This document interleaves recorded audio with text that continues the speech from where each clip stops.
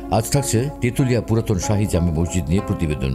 1800 শতকের মুসলিম স্থাপত্যের এক অনন্য নিদর্শন সাতক্ষীরার তালা উপজেলার তেঁতুলিয়া পুরাতন শাহী জামে মসজিদটি। প্রায় 2 শতাধিক বছর আগের পুরনো ঐতিহাসিক মসজিদটি স্থানীয়ভাবে মিয়ার মসজিদ নামেও পরিচিত।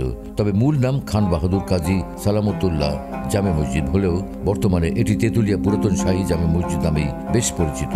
খুলনা পাইকগাছা সড়কের কোল ঘেঁষে সাতক্ষীরা জেলার তালা উপজেলা থেকে 2-3 কিলোমিটার উত্তরে 18 মাইল অভিমুখে আঞ্চলিক সড়কের পাশে মসজিদটির অবস্থান।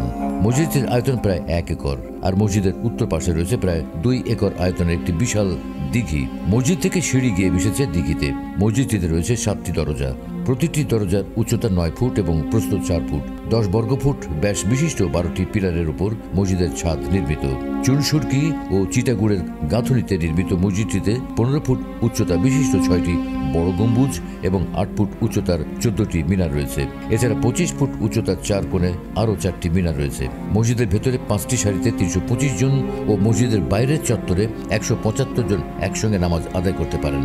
মুঘল মনুমেন্টস অব বাংলাদেশ নামক গ্রন্থে প্রকাশিত তথ্য মতে মৌলভী কাজী সালামতুল্লাহ খান বাহাদুর তেঁতুলিয়ার একজন ধার্মিক জমিদার ছিলেন। জমিদার কাজী সালামতুল্লাহ 18 শতকের দিকে এই মসজিদটি নির্মাণ করেন বলে জনশ্রুতি রয়েছে। তবে মসজিদটি নির্মাণের ক্ষেত্রে নির্দিষ্ট সাল নিয়ে মতপার্থক্য রয়েছে।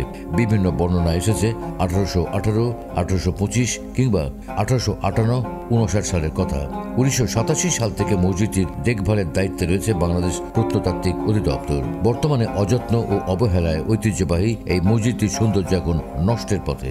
7টি মিনার ভেঙে পড়ার উপক্রম, আর মসজিদের সীমানার ভেতরে থাকা বহু অজানা ব্যক্তির কবর রয়েছে, যা এখন অরক্ষিত অবস্থায় পড়ে আছে।